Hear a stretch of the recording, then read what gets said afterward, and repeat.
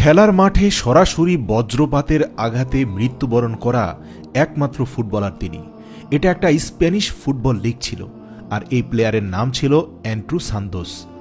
এতটুকু জানা যায় যে এই দলটি সর্বপ্রথমবার ফাইনালে উঠেছে, এবং ফাইনালে উঠেই এই লোকটি তার জীবন হারান।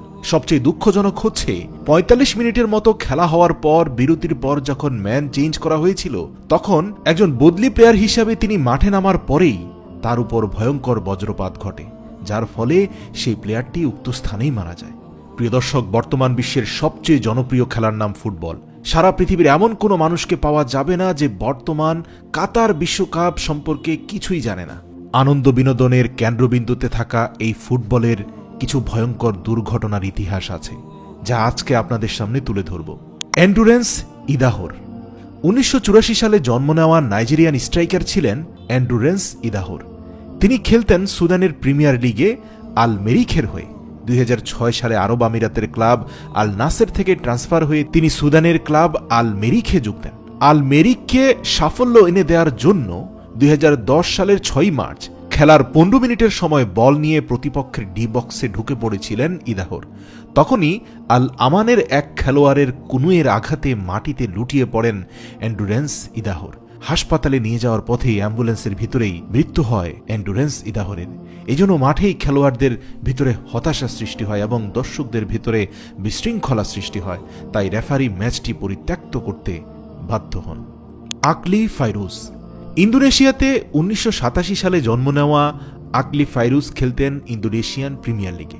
ঘটনাটি ঘটে ২০১৪ সালের ১০ই মে।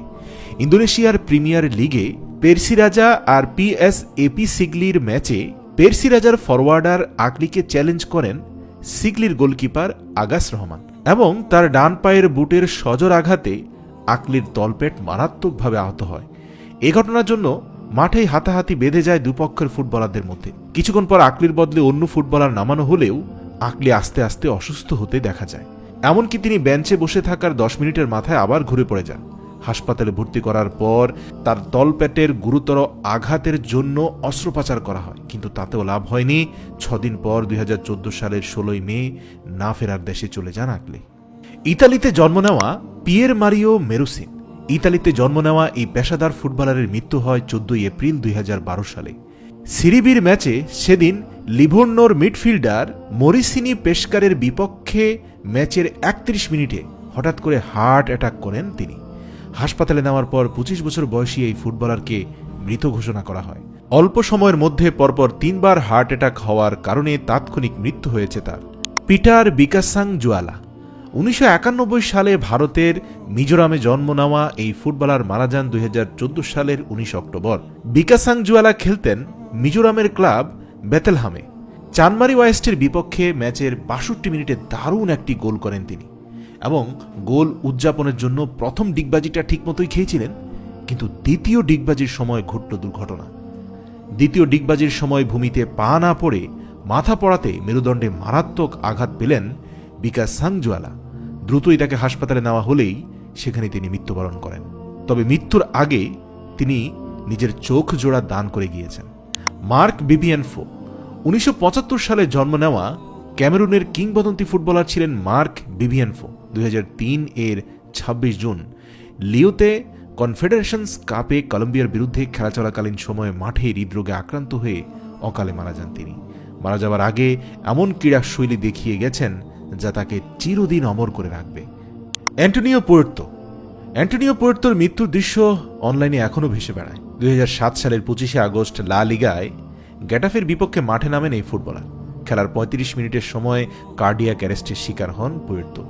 এরপর তাকে মাঠে প্রাথমিক চিকিৎসা দেওয়া হয়। তাকে দ্রুত বদলি করার পর ড্রেসিং রুমে গেলে তার আবার কার্ডিয়াক অ্যারেস্ট হয়। এরপর দ্রুত তাকে হাসপাতালে নেওয়া হয়।